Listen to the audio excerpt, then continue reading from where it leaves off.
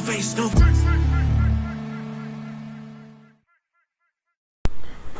Okay, so just experimenting with the formula and formats a bit, kind of like switching things up, mixing it up, seeing where the sweet spot is, especially for like YouTube and things.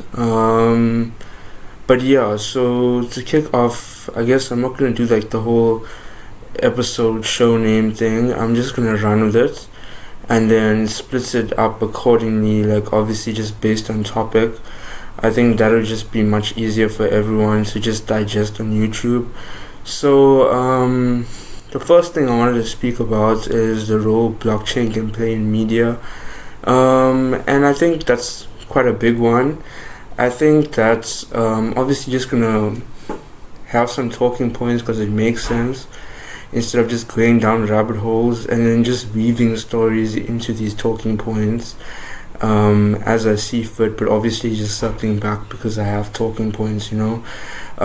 So yeah, the biggest thing I think with blockchain is obviously you need those user adaptations as well as kind of like system adoptions, and I think that's necessary in the and obviously the facilitation of a new era where blockchain is like synonymous with the culture, with the public, and stuff like that, similar to how software was in the 90s and early 2000s, you know. So I think the first step obviously would be for us to find ways that blockchain can be used in the day-to-day life, and then obviously integrate that. And I think one of the key ways is in media, and I think it's a great plugin for Web4 as well as an addendum to the value chain within the blockchain.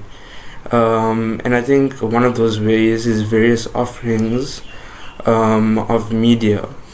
The most obvious I think would be music, like digital and audio format, podcasts, as well as shows, and like the related type of stuff in an NFT format. The first would be to enable creators to create a larger array of bespoke content, and that's to obviously generate and create what may not necessarily appeal to mass media, instead of select few. And just to touch on that, I'm kind of talking about like with different creators and different artists as well.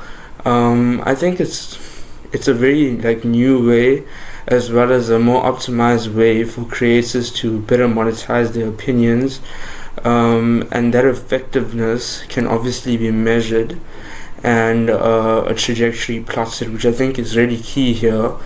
And I guess like I'm trying to like get people to see where I'm going when I just loosely use the label creators. I think there needs to be branches of mass media that are integrated onto the blockchain. I'm talking about like your news, certain public shows,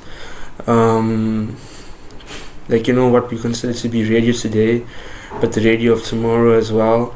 Yeah, and I think that's necessary. And for the media, I think this is a good idea to better understand the audience and their grievances, as well as cater to the public in an inclusive manner. For the blockchain, this provides valuable data and offers information necessary and needed to not only prove the existing blockchain, but also add links to the existing chain, which is incredibly valuable due to the immense need of early adoption that is required of big business. If blockchain is to be commercially successful enough to be regulated. For the consumer, blockchain security has the safest level of encryption and data verification processes.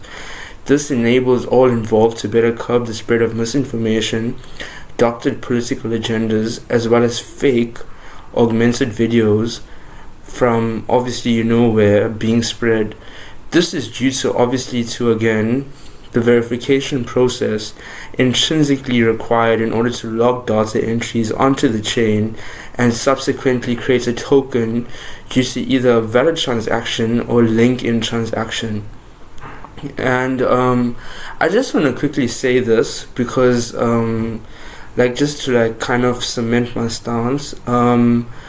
I think that all these ideas do come about in one way or another from Donald J. Trump, and the reason why is because now someone has seen a pop culture icon go into the office, and how does he does it?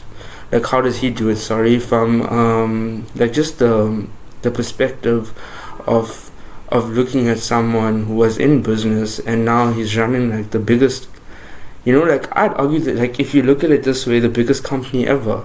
The US has employees, it has a budget, it has revenue, just like any other company, and it has a security company as well, just like any other company. So it's just like looking at Donald J. Trump and looking at his example as a president, and then before a president as a businessman, and obviously like a bunch of the scandals which we're going to get into, you really just kind of appreciate the circumstance that he's in, and kind of sympathize with where he is. But that doesn't change the fact that he's been headstrong throughout the whole process. He really is King Midas, the golden czar, who sits on his throne with a royal scepter in hand, crown and crown with all the crown. And I think a major key to his success as president, and what should be a highlight for his presidency, as well as any other person looking to one day make the transition from business to politics, is his early adoption of examination as a tool. Of course, politics and ambition, and I just like to touch on that. Like, as much as I think, like, obviously just from my own experience, I think a lot of people think that everyone on the Hill, or like when I say the Hill, I mean the capital, which is Washington DC, right? Everyone is just like ambitious and all about politics. But I think a lot of people that want to be president in the next cycle go a lot saying that they don't want to be president, and I think that has its own philosophical ramifications, which we'll get into in a later stage. But for now, I just want to say, like, there's a lot that you can get from career politicians, but there's also a lot you can get from people who went the untraditional way towards their, paving like their road to power, basically. So one of the key examples I got from him, which I think South Africa should adopt, is like, and he was talking about France, and I think it's necessary because we're going to get into it, but our deals with Total when it comes to refining oil, and obviously, Total is a company from France. So small compact factories and refineries like France, like the ones in France, we need to explore this. Maybe privatizing land claims, and I'm referring to like the land claims when it comes to oil and different resource mining and stuff like that, and or mineral rights, is the way forward. A rollout through SMEs, I think, is the solution. But like I said, I'm just pitching ideas. I definitely think it should be a part of an overhaul BEE Level 1 supplier development program. I think there needs to be a strong focus from government on administrating, advisory, and mentorship. And when I say this, it's like just my personal opinion again. I think that like our parliament is focused so much on being an oversight committee for the president, instead of doing their first job, which is aiding the president in not just managing the country, but trying to leave it off better than they found it.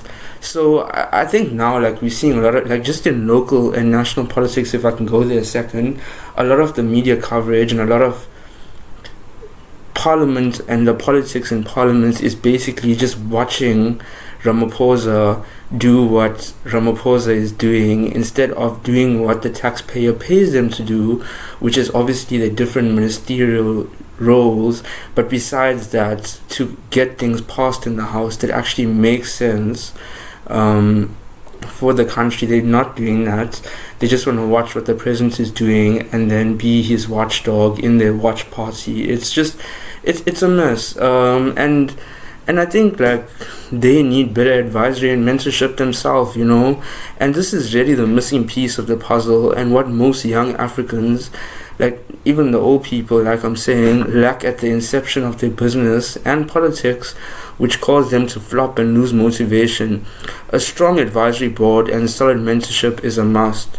And it really goes unsaid to why a lot of businesses fail, you know.